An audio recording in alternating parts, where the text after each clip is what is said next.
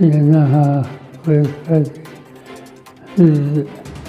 देण्याचा निर्णय झाला आणि त्यांचा पुरस्कार स्वीकारला. डॉक्टर शशिकांत पवार, सेंटरचे उपाध्यक्ष अरुण गुजराते,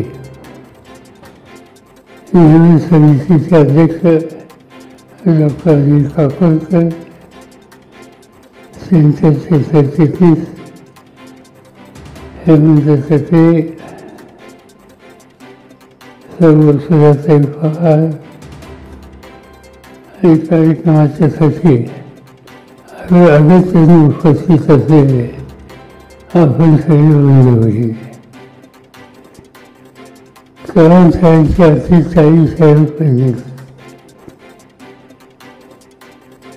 आज सकाळी मी कल्याणला गेलो होतो आणि स्मृतिस्थळावर जाऊन नमस्कार करून परत मुंबईला आलो. आणि एका गोष्टीचा असा की 40,000 पुण्याची त्याला त्यांच्या स्मृतिस्थळाचं दर्शन घ्यायला मोठ्या संख्येनं तरुणांची फेरी त्या ठिकाणी उपस्थित होती.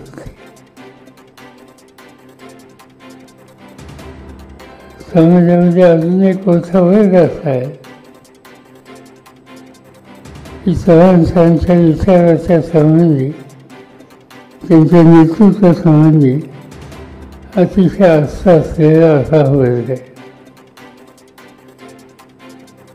हा एक आगळा वेगळा नेता महाराष्ट्राने दिला. ज्यांची कौटुंबिक पार्श्वभूमी अतिशय सामान्य कुटुंबाची होती. आयुष्याच्या सुरुवातीच्या काळात स्वातंत्र्याच्या संघर्षामध्ये, चळवळीमध्ये त्यांनी घालवला आणि स्वातंत्र्य प्राप्त झाल्याच्या नंतर त्या स्वातंत्र्याचा अर्थ लोकांच्या जीवनामध्ये योग्य रीतीनं दिसेल कसा यासाठी सातत्याने त्यांनी कष्ट केले, खबरदारी केली. महाराष्ट्राच्या सुरुवातीच्या काळामध्ये तेव्हा महाराष्ट्र राज्य नव्हतं. गुजरात आणि महाराष्ट्राचं एक राज्य होतं द्विभाषिक. आणि त्या द्विभाषिकाचं नेतृत्व करण्याची संधी त्यांना मिळाली. काळ संघर्षाचा होता. मराठी माणसाला द्विभाषिक अजिबात मान्य नव्हतं. संयुक्त महाराष्ट्राची चळवळ होती आणि त्या चळवळीमध्ये संयुक्त महाराष्ट्र प्राप्त होईपर्यंत कुठल्याही गोष्टीला संमती द्यायची नाही अशी एक मानसिकता नागरिकांची होती. आणि ते देत नाही त्याला जे जे कोणी जबाबदार असतील त्यांचे दिवस कठीण होते. आणि त्या कठीण काळामध्ये महाराष्ट्रामध्ये सामंजस्य कसं होता येईल आणि प्रश्नाची शोधनं कशी करून घेता येईल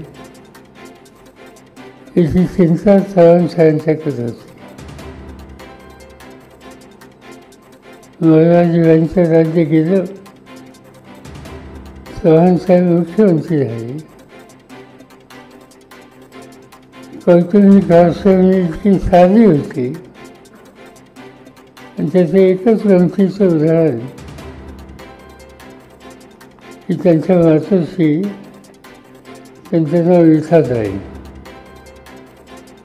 त्या कर्नाटक राहायच्या. निवडणूक मुंबईत झाली. कर्नाटकच्या लोकांनी जाऊन त्यांना सांगितलं मातोश्रीनं की असं मुख्यमंत्री आहे. मातोश्रीने प्रश्न विचारला, मुख्यमंत्री म्हणजे काय? म्हणजे मोठा माणूस झाला. तर माऊलीने विचारलं, मोठा माणूस म्हणजे काय?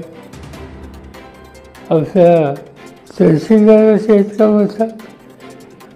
पण तिच्या दृष्टीने आयुष्यात गावचा तहसीलदार, मामलेदार हाच सगळ्यात मोठा माणूस. मी हे सांगितलं एवढ्यासाठी अशी चव्हाणसांची फारसवणीची कौटुंबिक आणि अशी फारसवणी असलेल्याही व्यक्ती असतात.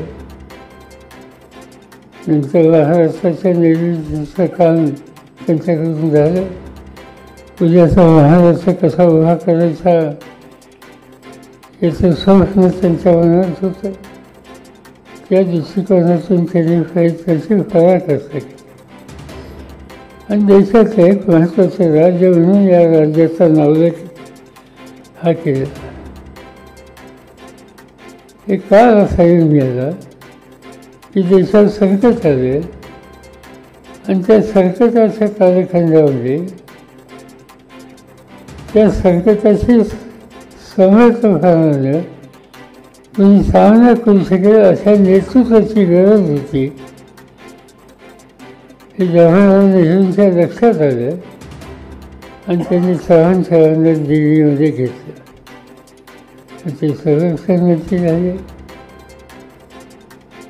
भाग्य असं की संरक्षण मंत्रिपदाची सूत्र घेतली आणि आपल्या चीननी आपल्या वेळेतून आपलं सैन्य परत घेण्याच्या संबंधीची पावले टाकली. यशस्वी संरक्षण मंत्री म्हणून त्यांचा नावलौकिक होता. इतरही अनेक कामं त्यांच्याकडे सोपवली गेली. गृहमंत्री झाले, अर्थमंत्री झाले, परराष्ट्रमंत्री झाले. या सगळ्या गोष्टी फलांच्या दृष्टीनं मोठ्या आहेत. पण खऱ्या अर्थाने चव्हाण साहेबांचं एक वैशिष्ट्य होतं आणि ते म्हणजे ग्रंथप्रेम. ग्रंथप्रेमी असतात. आणि त्याचं एकच उदाहरण सांगतो. एक दिवशी मी इंग्लंडला गेलो होतो. आमची एक संघटना असते विधिमंडळाची, तिचं नाव कॉमनवेल्थ असोसिएशन. इंग्लंडचं राज्य ज्या ज्या देशात होतं त्या कॉमनवेल्थ कंट्रीमध्ये एक संघटन आहे आणि त्याचं एक असोसिएशन आहे. महाराष्ट्राच्या विधानसभेमध्ये सुद्धा त्याची शाखा आहे. आणि त्याच्या एका कार्यक्रमासाठी मी गेलो. इंग्लंडच्या पार्लमेंटमध्ये गेलो. सहजच तिथे विचारलं, मला ग्रंथालय बघायचं आहे. मला ग्रंथालय घेऊन गेले. तिथे गृहस्थ बसल्याचे वाचत मला कुठेतरी पाहिल्यासारखे वाटले. नंतर विचारलं मी कोणाला, कोण आहे पाहिल्यासारखं वाटतं. मी पाहिलं नव्हतं, किंवा कशात तरी पाहिलं होतं. मला सांगितलं त्यांचं नाव विल्सन. ते एकेकाळी प्राईम मिनिस्टर होते. मी गेलो त्यांच्याकडे, ओळख करून दिली. मी भारतात आलो. त्यांनी विचारलं 20 स्टेट. मी महाराष्ट्र, मुंबई.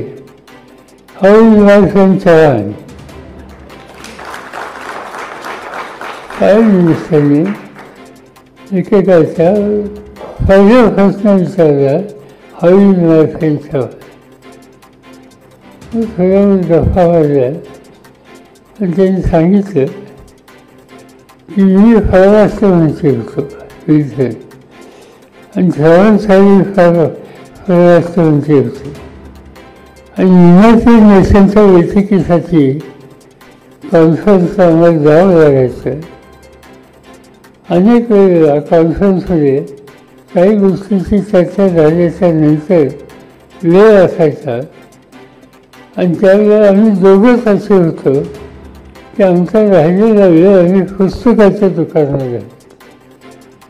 वाचन संस्कृती याच्या संबंधी प्रचंड आस्था असलेलं अशा प्रकारचं नेतृत्व होतं. त्यातनं माझी त्यांची मैत्री झाली हे विल्सन यांनी माझ्या कानावर घातले असते. सांगायचा हेतू हा की त्यांची फारसवडीच गमतीची याचा उल्लेख आता या ठिकाणी डॉक्टर फरासाहेबांनी केला. त्यांच्या गावाचा आणि परिसराचा तिथे गेल्याच्या नंतर कळे किती साधं गाव, किती साधं कुटुंब, याची साधी फारसवडी. आणि अशा फारसवडीत ज्यांचा जन्म झाला, व्यक्तिमत्व त्यांनी कर्तृत्वानं वाढवलं आणि आज देशाचा नावलौकिक वारशाच्या बाहेरसुद्धा वाढवण्याच्या संबंधीची अत्यंत मोलाची कामगिरी, योगदान हे त्यांनी केले. आणि अशांच्या नावाने पुरस्कार हा निर्णय आम्ही लोकांनी चव्हाण संस्थेला घेतलेला होता. अनेक मान्यवरांना पुरस्कार दिले आणि मला आनंद आहे की आजच्या 40व्या स्मृती दिनाच्या निमित्तानं पुरस्काराच्या संबंधीचा निर्णय डॉक्टर काकोडकरांच्या अध्यक्षतेखालच्या समितीने केला. त्याच्यामध्ये अतिशय योग्य अशा प्रकारची निवड त्यांनी डॉक्टर देशराव पवारांची केली आणि या फळाची एक प्रतिष्ठा वाढवण्याच्यासाठी त्यांनी महत्त्वाचं योगदान दिलं. त्याबद्दल डॉक्टर काकोडकर आणि त्यांच्या टीमला मी मनापासून या ठिकाणी धन्यवाद देऊ इच्छितो. जयसिंगराव यांच्याकडे अधिक काय बोलायची आवश्यकता आहे. इतिहासाचं वास्तव चित्र नव्या पिढीच्या समोर येण्याच्यासाठी त्यांचे अखंड कष्ट आहे. पुनर्लिखाण हा प्रश्न वाढलाच असतो, पण खूप वेळेला वास्तवता आणि सत्य याचं विस्मरण ठेवून इतिहासात लिहिला गेला तर नवीन नवीन प्रश्न निर्माण होत असतात. आणि म्हणून वेळ गेला असेल, कालखंड गेला असेल तरी वास्तवचित्र हे समाजासमोर येईल याची खबरदारी कोणतरी घ्यावीच लागते. आज हा महाराष्ट्राचा इतिहास याचा सखोल अभ्यास करून त्या संबंधीचं वास्तवचित्र हे समाजासमोर मांडण्याचं काम डॉक्टर जयसिंगराव गेल्या अनेक वर्ष सातत्याने करत आहेत. प्रचंड त्यांचं या क्षेत्राचं योगदान आहे आणि माझी खात्री आहे की या योगदानाच्यामुळं नवी पिढी इतिहासाच्या संदर्भात स्पष्टता असलेली अशी पिढी तयार होईल आणि तिची आज आवश्यकता आहे. हा इतिहास फक्त महाराष्ट्रापुरता सीमित नाही. ज्या ग्रंथाचा उल्लेख त्यांनी केला शाहू महाराजांचा आणि त्याचं प्रकाशन केलं होतं राजवाड्यासमोर कोल्हापूरच्या मला आठवत आहे. आणि तो ग्रंथ वाचल्याच्यानंतर शाहू महाराज, त्यांचं कर्तृत्व, त्यांचे विचार हे देशाच्या हळूहळू कानाकोपऱ्यामध्ये गेले. आणि तुम्हाला कदाचित माहीत असेल नसेल, आज शाहू छत्रपती असोत, ज्योतिबा फुले असोत, किंवा डॉक्टर आंबेडकर असोत, या सगळ्यांच्या संदर्भात आज तुम्ही उत्तर प्रदेशमध्ये गेलात, बिहारमध्ये गेलात तर गावागावातून त्यांचं स्मरण करणाऱ्या संस्था असतील, पुतळे असतील, भाष्य करणारे लोक असतील. आणि या सगळ्यांचा विचार महाराष्ट्राच्या बाहेर देशामध्ये पोचवण्याचं काम ज्या ज्या महान इतिहासकारांनी केलेलं त्याच्यामध्ये जयसिंगरावांचा उल्लेख हा प्रकर्षानं करावा लागणार आहे. अनेक ठिकाणी ह्या गोष्टी बघायला मिळतात. मी कधी काही शेती मंचाचं काम बघत होतो. आणि देशाचं शेतीवंशाचं काम बघायचं म्हणल्याच्या नंतर पंजाब आणि हरियाणा या राज्याकडे अधिक लक्ष द्यावं लागतं, कारण उत्पादनाच्या संदर्भात देशाची गरज अन्नधान्याची भागवण्यात या राज्यांचं योगदान फार मोठं आहे.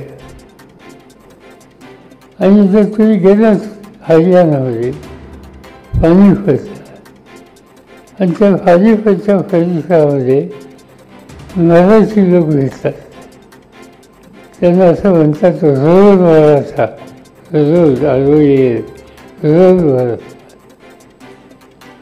शेतकरी कुटुंबातले लोक होते, म्हणजे तुमचं नाव असं कसं, रोज मराठा कसं. त्यांनी मला त्यांच्या घरी बोलवलं, तिथे जिजामातेचा फोटो होता आणि त्यांनी सांगितलं की पानिपतच्या युद्धामध्ये आम्हाला दिल्लीकडे आल्याच्या नंतर दिल्लीच्या बादशाहाने आम्हाला दिल्लीच्या बादशाहाने नाव विसरलं त्यांचं,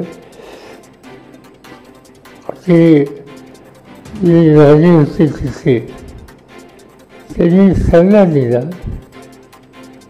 की दिल्लीपर्यंत तुम्ही आलात तर दिल्लीचा ताबा घ्या. परंतु सदाशिवराव भाऊ आणि त्यांच्या नेतृत्वाखालचं ते सैन्य मराठ्यांचं तिथून पोचलं होतं.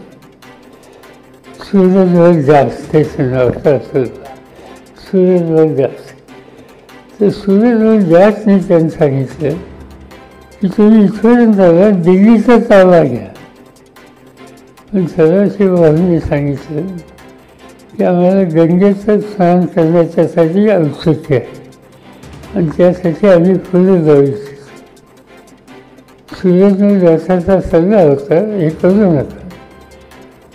पण सदाशिव भाऊ पेशव्यांनी तो काही सल्ला ऐकला आणि ते गेले आणि पानिपतचं काय घडायचं ते घडलं. आणि पानिपतचा जो पराभव झाला त्याच्यामध्ये त्या सैन्याचे अनेक घटक सैलावले गेले, काही मारले गेले आणि त्याचे अनेक लोक तिथे कायमचे राहिले. त्यांना आज रोज मराठा म्हणतात. हा इतिहासाचा एक भाग तिथल्या घराघरामध्ये पोचलेला आहे. आणि त्या घराच्यामध्ये अलीकडच्या काळात नव्या पिढीच्यामध्ये शाहूराजांचा विचार, शाहूराजांचं चरित्र हे सुद्धा पोचलेलं आहे. आणि माझी खात्री आहे की जयसिंगरावांचं या संदर्भाचं योगदान आहे, वर्षानुवर्ष केलेलं असते. त्यामुळे हा विचार, हे व्यक्तिमत्व, त्यांचं कर्तृत्व हे महाराष्ट्राच्या बाहेर देशामध्ये सुद्धा जाते. आणि अशा युगपुरुषाचं जीवनचरित्र, त्या संदर्भातले लिखाण हे अनेक भाषेमध्ये येते. ते मनापासूनचं समाधान आपल्या सगळ्यांना आहे. आणि हे व्रत समजून डॉक्टर जयसिंगराव गेले अनेक वर्ष कष्ट करत आहेत. आज त्याचे वास्तव चित्र हे दिवसेंदिवस नव्या पिढीच्या समोर यायला लागले. याचा आनंद तुम्हाला मला सगळ्यांना मनात असतात. आणि म्हणून डॉक्टर काकोडकरांच्या कवितेने या संदर्भातल्या जयसिंगरावांच्या योगदानाची नोंद घेतली आणि त्यांची निवड केली. आणि त्यांची निवड केल्याच्या नंतर आम्ही संपर्क साधल्याच्या नंतर या निवडीचा स्वीकार करण्याची तयारी जयसिंगरावांनी दाखवली. त्याबद्दल चव्हाण सेंटरच्या वतीनं मी कृतज्ञता व्यक्त करतो. त्यांनी तिथे काम हातामध्ये घेतलेले ते चालू राहील याच्याबद्दल माझ्या मनावरली शंका नाही. मला आणखीन आनंद एका गोष्टीचा आहे की ते तर अखंड या क्षेत्रामध्ये त्यांनी वाहूनच घेतलेली आहे. पण त्यांच्या कन्या माझ्या समोर बसतात, त्यासुद्धा याच विचाराचा वसा पुढे चालू ठेवतात असं स्वच्छ दिसतं आहे. ही अत्यंत बरीच बाजू आहे. या सगळ्यांना तुमच्या माझ्या सदिच्छा कायमच्या राहतील हेच या ठिकाणी सांगतो आणि माझे 2 शब्द संपवतो. आपण विचारायचे यांना हा